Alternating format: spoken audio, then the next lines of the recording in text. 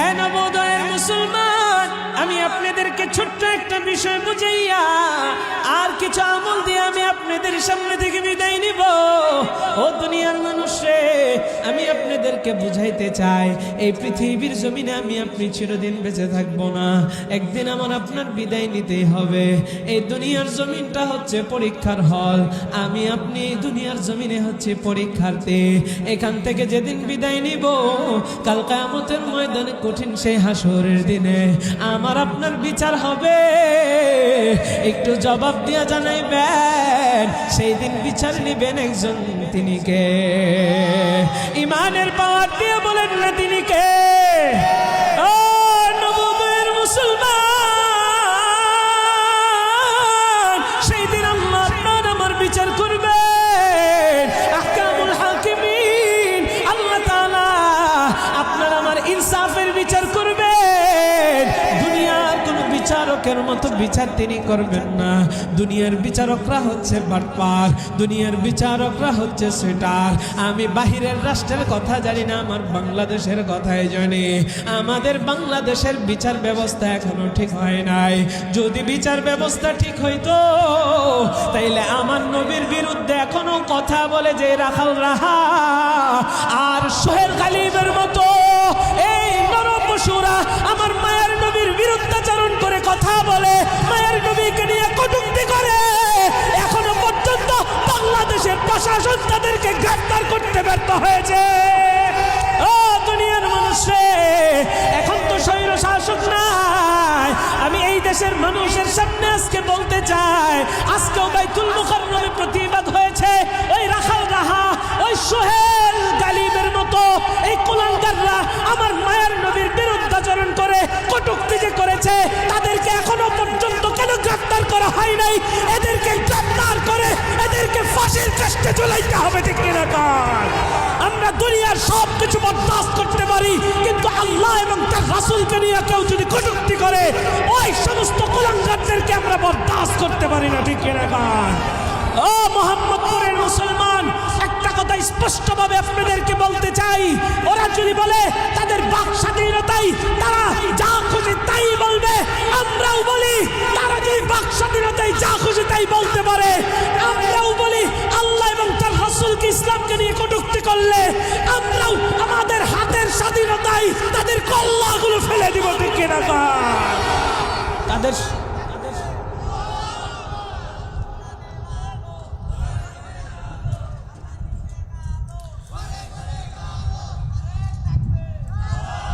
ও মুসলমান, ইমানি জজবা থেকে এই কথাগুলো বললাম।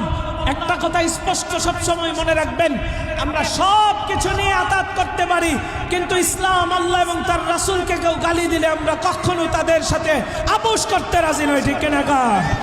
আমাদের নবীজির জন্য যদি প্রয়োজন হয় শরীরের ঘাম জড়াবো, যদি প্রয়োজন হয় রক্ত জড়াবো, যদি প্রয়োজন হয় নিজের জীবনটা বিলিয়ে দেব। কার গায়রা তৈরি আছে? দুইটা হাত তুলে আল্লাহর কাছে।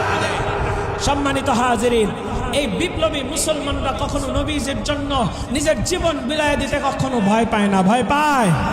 আরো জোরে বলতে হবে, ভয় পায়?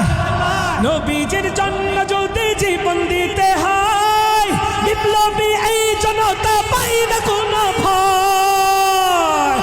নবীজির জন্য যদি জীবন দিতে হয়, বিপ্লবী এই জনতা পাই না কোনো ভয়। নবীজিকে দিলে আঘাত এ প্রাণে আর সহে না, নবীজিকে দিলে আঘাত এ প্রাণে আর সহে না। নবীজির দুশ্মনেরা পাবে না রেহাই, পাবে না। ইসলামের দুশ্মনেরা পাবে না রেহাই, পাবে না। ওলি আল্লাহর বাংলাদেশে নাস্তিকদের ঠাই হবে না, বিরাউলিয়ার বাংলাদেশে মুরতাদদের ঠাই হবে না। নবীজির দুশ্মনেরা পাবে না রেহাই, পাবে না। ইসলামের দুশ্মনেরা পাবে না রেহাই, পাবে না। কথা কোন ঠিক কিনা? এক ফোঁটা রক্ত দেহে থাকবে মুসলমান, সইবে না, সইবে না রে বিশ্ব নবীর অপমান। এক ফোঁটা রক্ত দেহে থাকবে মুসলমান, সইবে না, সইবে না রে বিশ্ব নবীর অপমান। নবীজিকে দিলে আঘাত এ প্রাণে আর সহে না, নবীজিকে দিলে আঘাত এ সহে না, নবীজির দুশ্মনেরা পাবে না রেহাই পাবে না, ইসলামের দুশ্মনেরা পাবে না রেহাই পাবে না। ওলি আল্লাহর বাংলাদেশে নাস্তিকদের ঠাই হবে না, বিরাউলিয়ার বাংলাদেশে মুরতাদদের ঠাই হবে না, ইসলামের দুশ্মনেরা পাবে না রেহাই পাবে না, নবীজির দুশ্মনেরা পাবে না রেহাই পাবে না।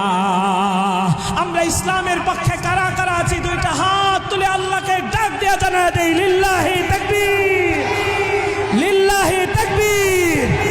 আল্লাহ আমাদের সবাইকে কবুল করুক, জোরে কোন আমিন। আরেকটা কথা বলতে চাই, রাখাল রাহা কিছুক্ষণ আগে আমরা নিউজে দেখেছি, সে ফেসবুকে এসে মাফ চেয়েছে। সম্মানিত হাজিরিন, বাংলাদেশ এমন একটা অবস্থার ভিতরে আছে, কেউ কাউরে মার্ডার কইরা ফেলাইলে পরে এসে মাফ কইরা দিলে মনে হয় মাফ হয়ে যায়। এটা মগের মুল্লুক পাইছে, হ্যাঁ মগের মুল্লুক। রাখাল রাহা আমার নবীকে নিয়ে কটূক্তি করছে, ও মাফ চাইছে, ভালো কথা, আমরা মাফ করব।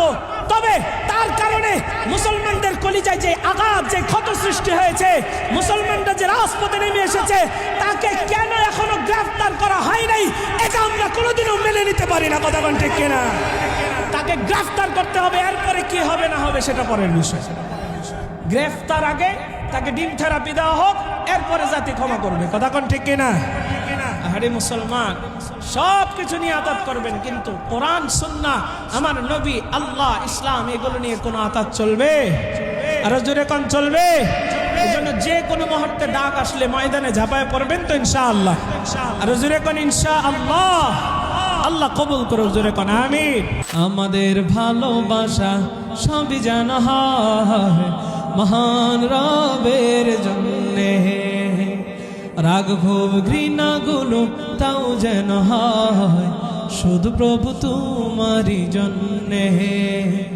আমাদের ভালোবাসা সবই যেন হয় মহান রবের জন্যে, রাগ ক্ষোভ ঘৃণা গুলো তাও যেন হয় শুধু প্রভু তোমারই জন্যে।